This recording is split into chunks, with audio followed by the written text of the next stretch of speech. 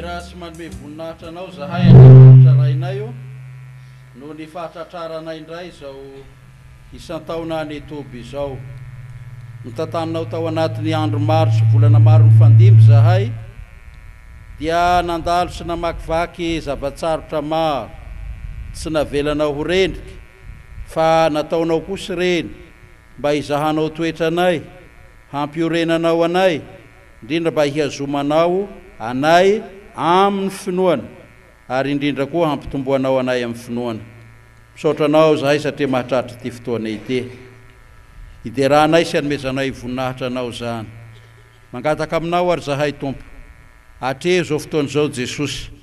Tanterano teninao manao hoe amin'izay ngonandroana telo amin'ny anarako teo afovoany aho. Ary dia mangataka aminao koa zahay, tario amin'ny fanahinao zahay amin'izay rehetra ataonay, mba tsy hatanteraka ny sitrapo maha-olombelonanay, fa kosa hihariharian'ny voninahitrao fa izay tarihiny fanahinao ny zanakao. Dia hambareto ny teninao, dia zany fanahinao zany ihany koa ny mbola angatahanay Tompo, taridalana anay amin'ny fanambarana azy, ary indrindra koa hanomana ny fonay amin'ny fandraisana azy. Satria ny teninao no teny fiainana, ny teninao no maharitra mandrakizay, fa ny tany sy ny lanitra dia ho levina. Dia ataovy manana anjara amin'ny teninao zahay mba handova fiainana mandrakizay. Mamelany heloky ny tsy fahatanterahanay. Ny anaran'i Jesosy Kristy Tompo. Amen.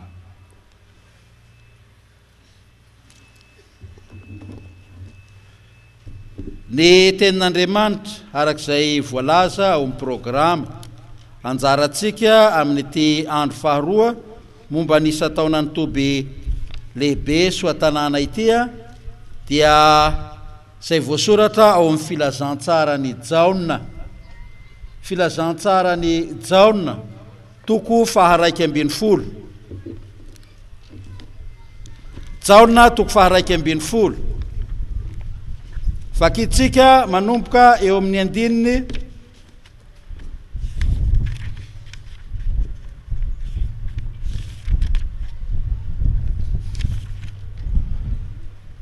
Jaona toko faharaiky ambin'ny folo, vakina manomboka eo amin'ny andininy fahasivy ambin'ny folo, dia mitsahatra amin'ny andininy fahasivy amby roapolo. Jaona toko faharaiky ambin'ny folo, ny andininy fahasivy ambin'ny folo, dia mahatratra ny andininy fahasivy amby roapolo. Ho antsika izay manana perikopa, dia ny perikopa ao amin'ny laharana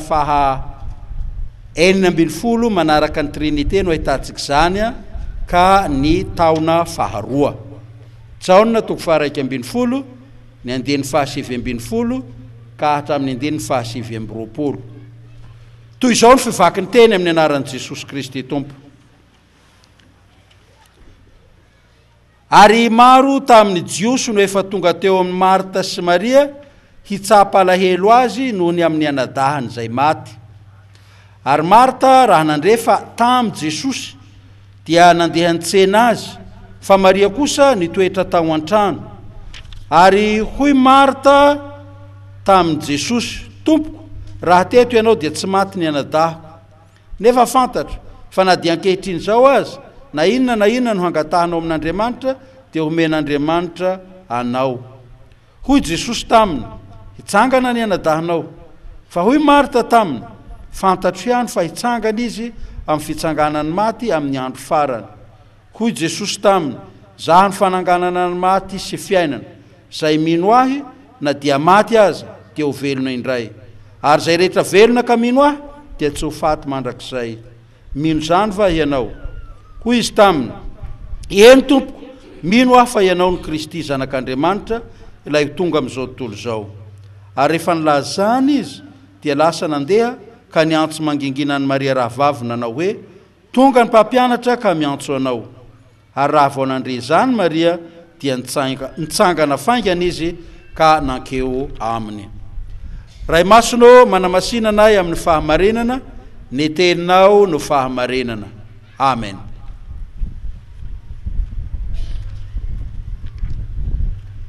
Ry havana, ho aminareo rehetra anie ny fahasoavana sy ny fiadanana avy amin'Andriamanitra raitsika sy Jesosy Kristy Tompo. Amen.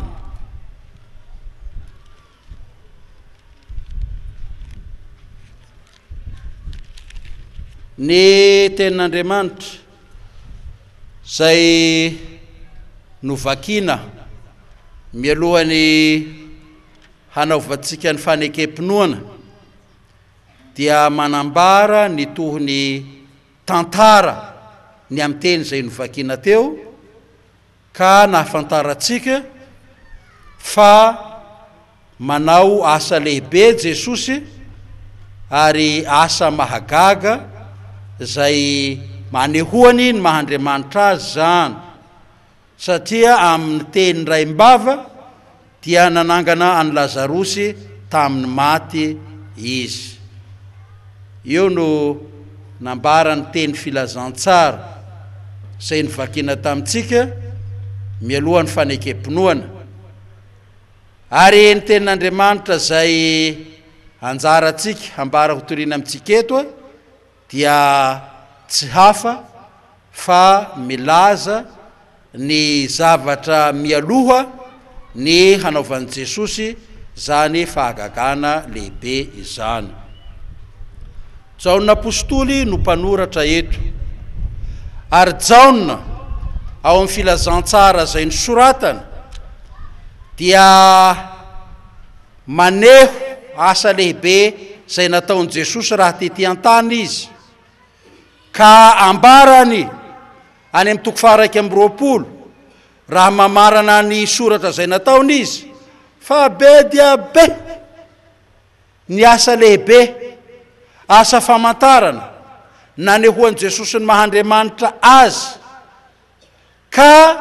ny fomba hanehoany zany fahamaroany asa famantarana asa lehibe nataon'i Jesosy zany dia nilaza hoe raha nisoratana avokoa ireny asa lehibe maneho famantarana ny amin'ny mahandriamanitra ny Jesosy reny dia tsy hombony boky soratana hoy izy ny tany tsy homby ny boky soratana izao tontolo zao. Tena zavatra be dia be tokoa zany satria raha mijery tsika eto boky anankiray na takelaka vitsivitsy efa ilazana asa lehibe anankiray kanefa ny asa mahagaga asa lehibe asa famantarana nataon'i Jesosy dia tsy homby izao tontolo izao raha voasoratra avokoa ireny. Na izany na tsy zany anefa dia nofidiny Jaona ny ampahany vitsivitsy amin'ireo asa lehibe ireo ka nolazainy fa ampy ireo voasoratra ireo ary ny fikendrena amin'izany dia hoe mba hitondra finoana. Io nataony ny fikendren'i Jesosy amin'ireny asa famantarana nanehoan'ny mahandriamanitra azy ireny dia zao tsy nisehosehoana fa hoe mahay zavatra tahaka ny ataon'izay mpiseho mahay zavatra amin'izao fotoana izao ho mpahay fahagagana tsy ny hanehoan'ny tenany tsy ny hanambaran'ny tenany fa kosa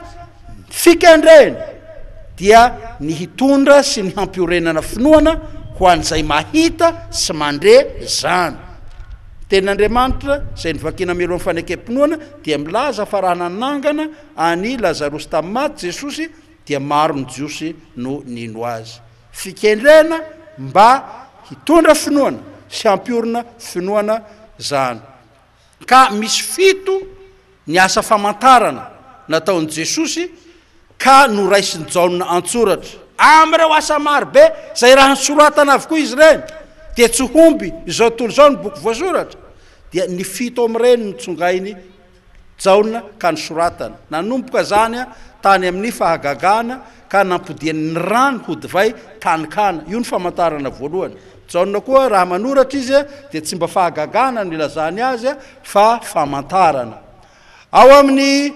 toko fahefatra amin'ny filazantsarany Jaona ihany manomboka eo amin'ny 9:7 eo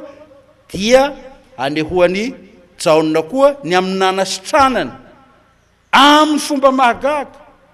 ka nahafantarana fa tsy mba asan'olombelona zao fa asan'Andriamanitra.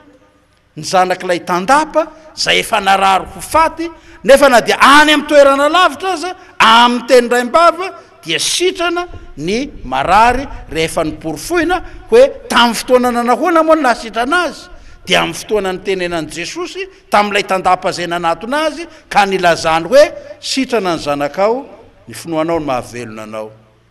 Tahaka izany ao amin'ny toko 5 ilay nanehoany ny fanasitranana ilay marary tao amin'ny piscine na tao amin'ny ranony toby Betesda, ilay olona matila zay efa narary ela be sanga nositran'ny Jesosy ka nitsangana amin'ny teny ray-mbava ihany hoe betao ny fandrianao dia mandehana. Asa lehibe mahagaga tsy hain'olombelona tao nasehon' Jesosy ho famantarana ka hafantarany olona fa izy no Andriamanitra, izy lay Mesia lay voaositra ary hinoany olona ka hafantarany olona zany lalaka leha amin'ny finoana zay mitondra famonjeny zany. Ao amin'ny toko 5 tahaka zany ny ao amin'ny toko 9 ny amin'ny fomba nahagaga zay namokisany 5,000 la amin'ny fomba mahagaga satria amin'ny alalany sakafo dia ny mofo sy ny hazan-drano vitsy dia vitsy, mofo sy hazan-drano vitsy dia vitsy. Toko 9 dia nozaraina ka namokisana olona tsy omby 5,000. Tsy hain'olombelona atao zany, tsy hain'olombelona atao zany amin'ny teny ray-mbava amin'ny fotoana voafetra dia manao asa famantarana fa hain'Andriamanitra zany, ananan'Andriamanitra fahefana ny hanao tahaka zany, nataony zany. Tahaka zany ao amin'ny toko 7 ny amin'ny nanasitranan'ilay jamba, lehilahy teraka jamba hitany fiarahamonina tsy nahita, tsy nisy opération, tsy nisy inona nataon'i Jesosy fa amin'ny fambolena finoana tao anatin'ilay jamba amin'ny teny ray-mbava zay teny misy fahefana ka amin'ny tondra finoana dia sitrana ilay jamba. Ary ny 9 satria ny 7 dia any amin'ny toko 120 ka amaranany Jaona ny teny hoe tsy ho hiany ny fahagagana nataon'i Jesosy fa raha soratana daholo rehetra rehetra dia tsy omby ny boky soratana. Nisy famantarana nataon'i Jaona zany ka faranany amin'io teny io amin'ny famaranany filazantsara hoe fa voasoratra ireo mba hitondra finoana ho anareo. Io ny 7 fa ny 9 amin'ny famantarana zay noraisiny Jaona mba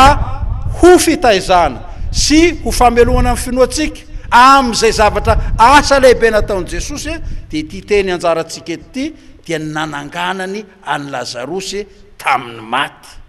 amin'ny teny ray-mbava, amin'ny teny feno fahefana. Raha atao ny totaly ben'ireo asa famantarana nataon'i Jesosy ireo dia tsy hafa fa zavatra mahakasika ny fiainantsika andavanandro, zavatra mahakasika ny fiainantsika andavanandro. Fotoam-pifaliana amin'ny fampakaram-bady tanikana amin'ny problème zay veritsika hoe kely dia miditra amin'izany Andriamanitra, mamaholana amin'izany Jesosy, miara-miaina amin'ny tompon-draharaha amin'izany Jesosy ka mametraka ny fandaminana ny raharaha ho tanteraka tsara. Eo amin'izay manahirana atsika amin'ny maha-olombelona nofo aman-drahantsika dia ty nofotsika zay malemy noho ny ota ity dia tsy sitrak'Andriamanitra ny havery atsika amin'izany fa manasitrana ny marary Jesosy ary manome fahasalamana satria na dia ity nofotsika tsy tanteraka, nofotsika tsy mahatanteraka ny sitrapon'Andriamanitra ary tsy hoe tsy mahatanteraka ihany azy fa minia hanotra ny sitrapon'Andriamanitra ty mbola isahiranan'Andriamanitra ka hanaovany fikarakarana sitrany raha marary fa tsy avy amin'Andriamanitra ny tsy fahasalamana tahaka zany. Tahaka zany lay marary ny paralysisy zay voatahazona fotoana maharitra dia tena zavatra momba ny fiainantsika andavanandro zany. Tahaka zany lay jamba, Andriamanitra zay eo amin'ny fiainantsika ary zany tena fampanantenana nataony raha voalavy tamin'ny oditsika ka tafasaraka taminy noho izany fandikanany didiny zany raha Adama sy isika eo mifanaotsika isan'andro mandositra azy, izy kosa manantona atsika, izy mitady atsika ary tsy mitady atsika, tsy manantona atsika, hanararaotra atsika tahaka ny zavamisy amin'izao fotoana izao amin'ny endriky ny fanararaota-paty isan-karazany fa hanafaka atsika hamelona atsika hanome fiainana ho atsika hanaisitra ny endrim-pahafatesana rehetra zay misy eo amitsika zany no nahatongavana zany no ataony ary am'izany rehetrarehetra zany dia famonjena fanomezana fiainana no totaly ben zany satria efa tafasaraka tamin'Andriamanitra noho ny otsika ka dia fahafatesana ny tambiny ota ary zany fahafatesana tambiny ota zany dia tsy mitondra fiainana fa tsy sitrak'Andriamanitra ny averin'ny olony ka dia manao zany asa zany ary am'izany asa lehibe asa famantarana zany no hanehoan'i Jesosy fa izy tokoa ilay voahositra izy tokoa ilay nirahana izy tokoa ilay anaovan'Andriamanitra famoronam-baovao ka hananganany zao tontolo zao zay faravany ny fahotana mba ho amin'ny fiainana tsy ho any jiosy tsy ho any ireo olona zay mitany saina ka niharany asan'Andriamanitra mivantana ihany no nanaovany zany raha zany fa mandraka kehitriny eo amin'ny fiainanao dia eo Andriamanitra ary te hanao asa mahagaga miseho aminao Andriamanitra manambara tena aminao Andriamanitra manolo tena eo aminao Andriamanitra fa saingy ny tenin'Andriamanitra dia milaza eto raha mino ianao dia hahita ny voninahitr'Andriamanitra hoy izy fa tsy hitatsika ireny tahako natsika ireny tafasaraka amintsika ireny tahaka ny tsy misy eo anatrehantsika zany fanatrehan'Andriamanitra ny fiainantsika zany antony noho ny tsy finoatsika hoy ny mpanompon'Andriamanitra anankiray raha ny teny vavolombelona zay nambarana izy isanandro Andriamanitra dia manao asa mahagaga isanandro Andriamanitra dia miseho sy mitolo-batana eo amin'ny fiainantsika hatramin'ny zavatra kely indrindra zay heverintsika fa vitatsika haitsika tsy lahtsika ny fanampian'izaniza matoa tanteraka atsika ireny matoa haitsika ireny matoa tahaka rehefa mahazatra atsika ny fanaovany ireny tsy noho ny heritsika tsy noho ny fahaizantsika fa Andriamanitra manatrika eo saingy tsy hitatsika zany voninahitr'Andriamanitra zany tsy fantatsika zany famantarana lehibe ataon'Andriamanitra zany satria tampina ny masotsika noho ny fahotantsika sy ny tsy finoatsika zany indrindra ary no itenenan'izao tenin'Andriamanitra zao fa amin'ny zavatra rehetra zay miseho amin'ny fiainantsika dia eo Andriamanitra ary Andriamanitra hamonjy izy Andriamanitra hamelona izy Andriamanitra izay hitarika atsika any amin'ny fiainana mandrakizay izy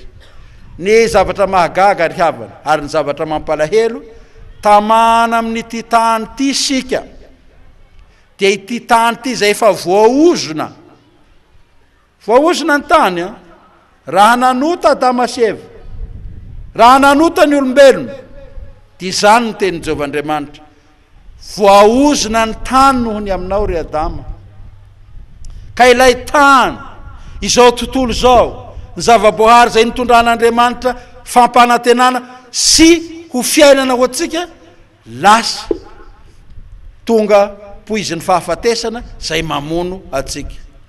ary amin'ny mahatoetra mahampanota atsika tamana eto isika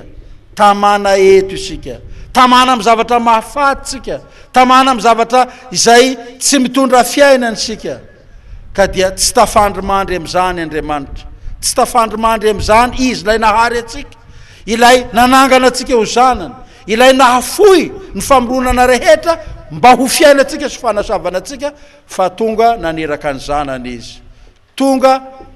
hamonjy atsika izy ary ny lalana hamonjeny atsika dia amin'ny fanamboleny ray ny finoana amin'ny fanokafan'ny masom-panahintsika hahitatsika azy zay miasa eo amin'ny fiainantsika isanandro satria tsika tamana amin'ny zavatra mahafaty eo amin'izao tontolo zao tsy hitatsika ny asan'Andriamanitra tsy hitatsika ny famonjen'Andriamanitra ka dia miasa amin'ny fomba maro samihafa Andriamanitra mba hanafahany atsika amin'izany miasa amin'ny fomba maro samihafa Andriamanitra mba hanehoany fa izy no Andriamanitra zay mitondra famonjena eny fa na dia amin'ny fahoriana azy dia hitaizan'Andriamanitra atsika eny fa na dia amin'ny zavatra tsarotra azy dia tsy mba mikendry fahafatesana ny amin'izany Andriamanitra fa mitondra fampiorenana, mitondra finoana. Zany indrindra no hitantsika amin'ny texte androany fa raha ny reo asa mahagaga samihafa zay natao na ny tanikana dia mety mbola tsy dia tena tafalatsaka ao am-po zany. Ny nanasitranana ny olona voan'ny tazo, ny nanasitranana ny olona malemy, ny nanasitranana ny jamba, ny namokisana ny sakafo ny olona maro, dia mety misy afaka manao za koa mbola mba afaka no mifananako mba afaka manome sakafo olona be dia be, mbola za koa rehefa manao massage dia mbola mba afaka. Fa ity anankiray ity fahafatesana, tsy mbola nisy olona afaka nilaza fa nanangana ny maty zany, tsy mbola misy tahaka an'izany. Fa nasehin'i Jesosy zany. Saingy amin'ny fomba hanatanterahany zany dia misy fizahan-toetra ataony, satria mialohan'ny isian'ny fitsanganana amin'ny maty dia tsy maintsy misy ny fahafatesana, tsy maintsy misy ny fahafatesana. Dia nahampiarina tamin'ireto olona sakaizany reto zany dia izy telo mianadahy, Maria, Marta ary Lazarosy, zay efa mahafantatra an' Jesosy, mpifanerasera aminy, mpandreny fampianarana isam-potoana. Eny mahita ny ampahany amin'ireo zava-mahagaga nataony ihany koa azy, dia fantatry Jesosy fa mety ho zavatra mifanandrify amin'izay ilainy amin'ny fiainana hiany no mahatonga any Maria sy Marta ary Lazarosy hanakaiky azy. Fa raha misavatra aritra tahaka an'izao, amin'ny fahafatesana tahaka izao, mbola hahitany zany voninahitr'Andriamanitra zany va Lazarosy, Maria sy Marta, mbola hahafantatra ny mahandriamanitra an' Jesosy va izy, amin'ny fampahiratana ny jamba, amin'ny fampitsanganana ny malemy, amin'ny famokisana hanina ny olona marobe, dia mety ho fantatra ny finoana tandrify zany. Fa amin'ny zavatsarotra tahaka izao, amin'ny zavatsarotra tahaka izao, mbola hahatoetra zany ve Maria sy Marta. Hitaizan'Andriamanitra antsika koa ny fahoriana tahaka izao hitaizana any Maria sy Marta izao. Fa ny fahoriana ny finoana voazahatoetra amin'ny fahoriana sarotra tahaka izao dia finoana miorina tsara.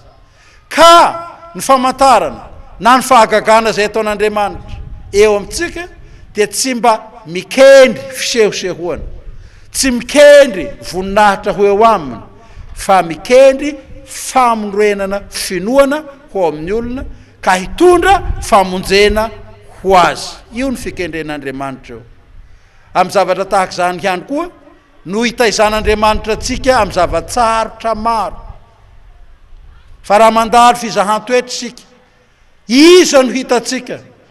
inona no ataontsika, mahita ny voninahitr'Andriamanitra sy manantena ny voninahitr'Andriamanitra ny amin'izany va isika, sa ho latsaka ao anatin'ny fahakiviana ka hanome tsiny an'Andriamanitra. Fa Andriamanitra amin'ny zavatra rehetra miseho amin'ny fiainantsika, araka ny anambarany Paoly apôstôly azy, dia ho an'izay tia azy sy ho an'izay tia an'Andriamanitra, ny zavatra rehetra dia ataony miara-miasa hahasoa. Ka dia izany ry havana no teny izay omenantsika eto, hilazana amintsika fa eo amin'ny fiainantsika na amin'ny fifaliana, indrindra fa amin'ny zavatsarotra tahaka izao dia tsy lavitra antsika Andriamanitra. Ary amin'ny zavatra rehetra izay miseho amin'ny fiainantsika dia efa nandalo ny sitrapon'Andriamanitra ireny, fa avelany hiseho mba hitaizany antsika amin'ny finoana hizahany toetra antsika. Amin'izany asa ataon'Andriamanitra zany anefa, na ny amin'ny mora na amin'ny sarotra, amin'izany fitaizan'Andriamanitra ka fanehoan'ny famantarana eo amin'ny fiainantsika zany, na amin'ny mora na amin'ny sarotra, dia ataony fizahan-toetra zany. Fa mifanindran-dalana amin'izany kosa ny ataon'ny Satana. Fa amin'ny zavatra rehetra miseho, na amin'ny mora na amin'ny sarotra, eo amin'ny fiainanao, eo koa Satana, eo koa izy. Fa ny ataony dia ny haka fanahy ianao. Raha ny fizahan-toetra mikendry fampiorenana finoana, ka izany no amelan'Andriamanitra iseho ny zavatra eo amin'ny fiainantsika, Satana kosa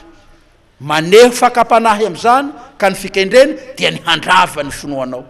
amin'ny zavatra anankiray izay mitranga eo amin'ny fiainanao, na amin'ny mora na amin'ny sarotra. Miasa eo Andriamanitra manao fizahan-toetra mba hampiorenany finoanao, hanefeny ianao tahaka izao ataony amin'ny Maria sy Marta izao, ka ilazany fa raha mino ianao dia hitany voninahitr'Andriamanitra.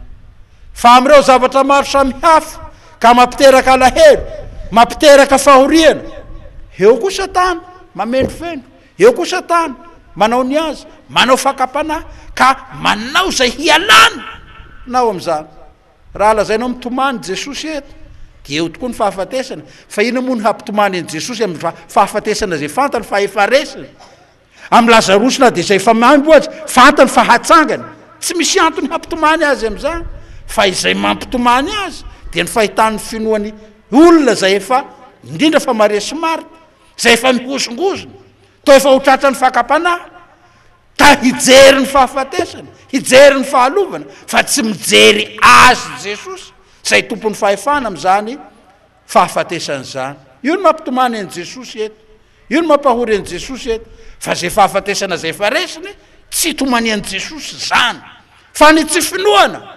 ny faharavany finoanao ny tsy fandresenao ny fakapanahy zany manahirana an Jesosy zany mampitomany azy zany mampalahelo azy tahaka ny tsanganany teny amin'ny tendrombohitra oliva ka nijerevany an Jerosalema zay tsy nino tsy nentina hafantatra ny famantarana sy ny famangen'Andriamanitra azy dia natongavany Kristy mpamontsy teo aminy zany nampitomany an Jesosy ny tsy finoana dia ny tsy finoana vokatry ny tsy fahazakantsika ny fizahan-toetra ka andairany fakapanahy amintsika ka tsy ahitantsika an'Andriamanitra fa ahitantsika any Satana eo amin'ny zavatra rehetra zay miseho eto ary dia zany no fampaherezana antsika zany no hafatra zao tenin'Andriamanitra zao dia ny hahaizantsika mijery an'Andriamanitra ny hahaizantsika mijery an Jesosy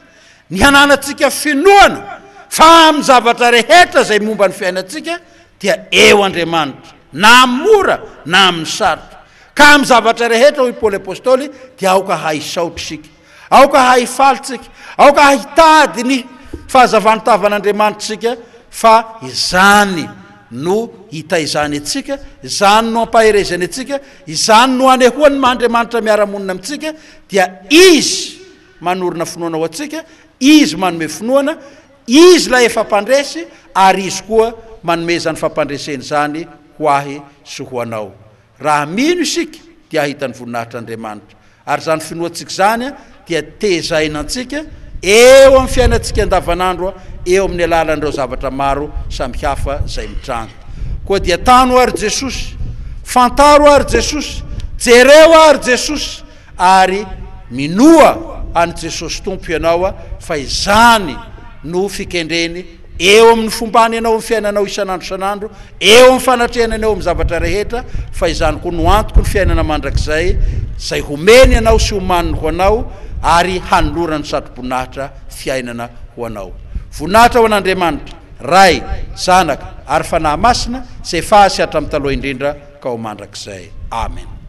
ray so ny fitahiana ny fahasoavan'i Jesosy Kristy tompo sy ny fitiavan'Andriamanitra ray ny fiombonana sy ny firaisana amin'ny fanahy masina ho aminareo rehetra ny hatramin'izao ka ho mandrakizay amen